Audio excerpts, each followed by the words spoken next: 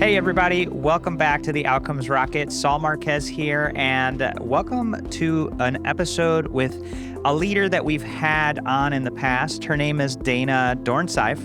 She's the Chief Mission and Strategy Officer at Lazarex Cancer Foundation, a nationwide nonprofit organization that she founded in 2006. They have an incredibly unique mission to improve cancer health outcomes, FDA cancer clinical trial diversity and enrollment, and patient access to really provide the assistance they need, especially to very vulnerable communities.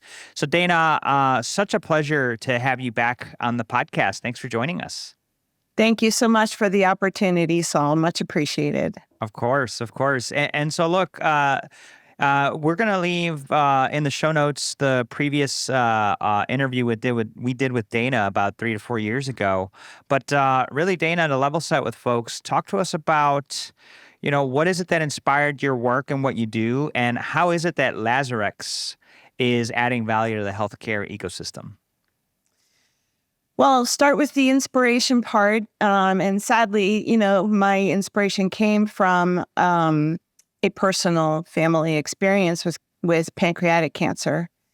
Pancreatic cancer is a pretty dire cancer diagnosis. And my sister asked me when her husband Mike was diagnosed if I would take on looking into clinical trials for Mike, because we knew that Mike wouldn't get different results, or probably wouldn't have different results if we did the same thing everyone else did. So with my background in design, I said, sure, I'll take that on, because I figured how difficult could it be, right? And oh my goodness, it was a whole new world. And, 5 weeks later, I emerged with a list of potential trials that Mike might benefit from and could qualify for. And I was just struck by how difficult that was, and that the majority of people who are in this situation have to do it themselves, right?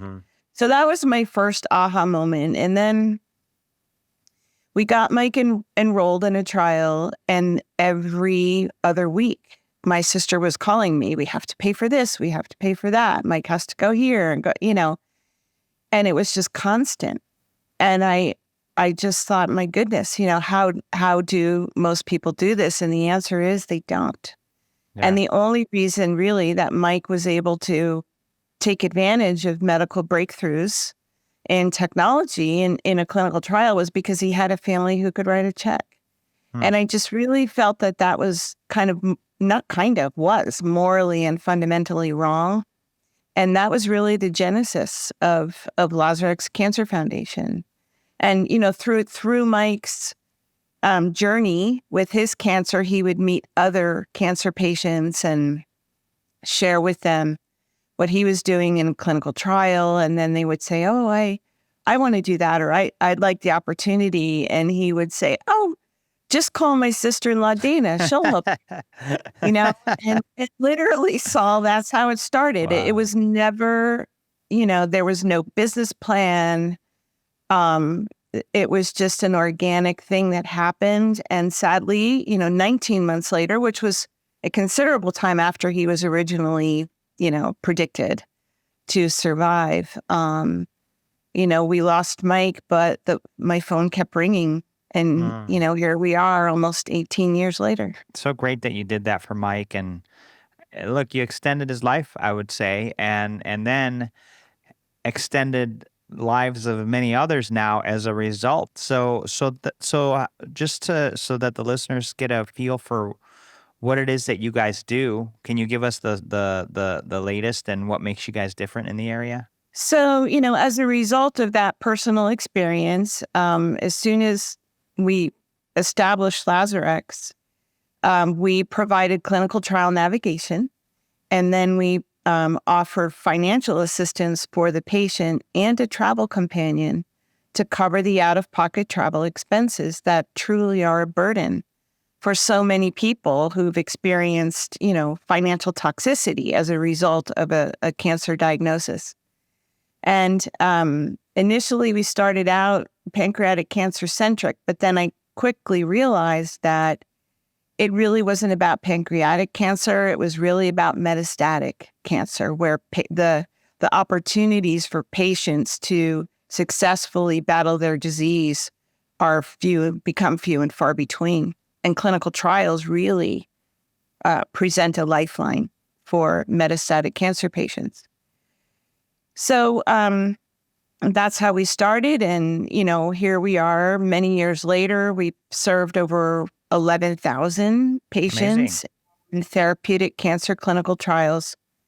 And then about 6 years ago, I was challenged by a cancer center director who said to me, Dana, we're really good once cancer patients are in the door.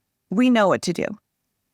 Where we struggle is getting patients to the door, especially from underserved communities, right? Because there's a whole nother level of barriers that exist there, cultural, historical, language, socioeconomic, right?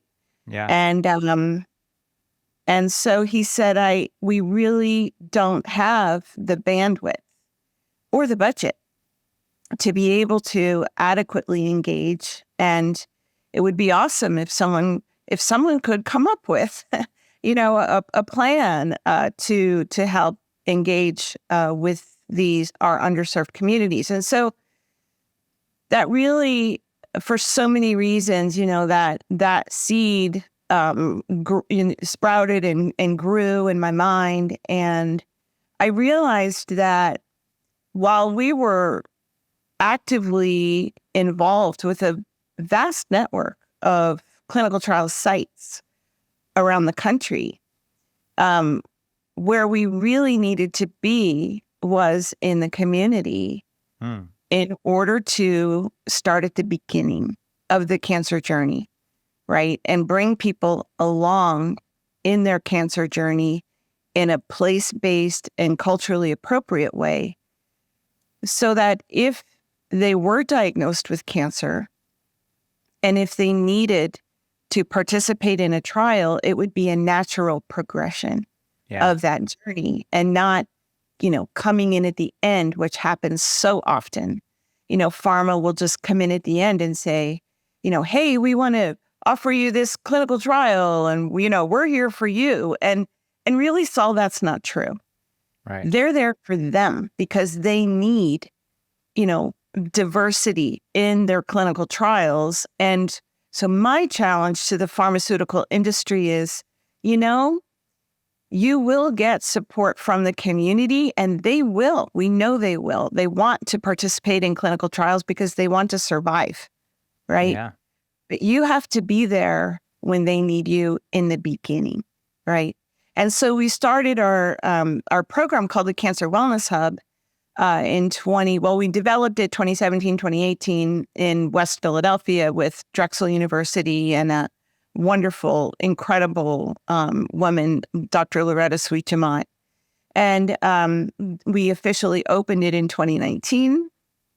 And since then, we've expanded to Los Angeles with USC Norris, and here in the San Francisco East Bay with a group of community organizations who've been serving their underserved communities for years and years.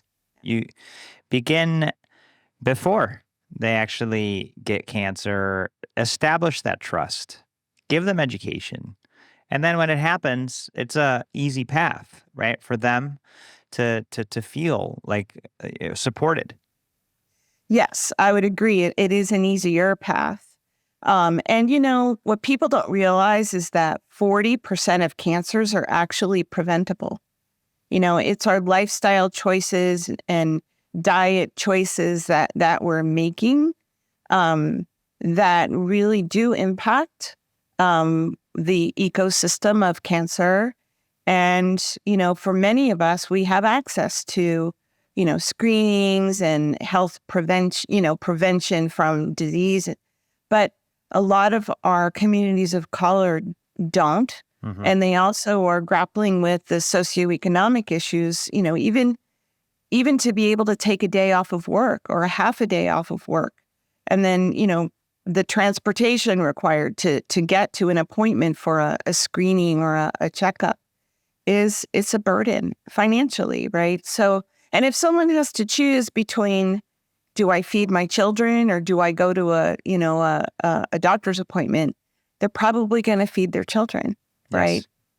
Yes. Yeah. So this is really a grassroots effort to truly address cancer health disparities in general, and improve cancer health outcomes for everyone.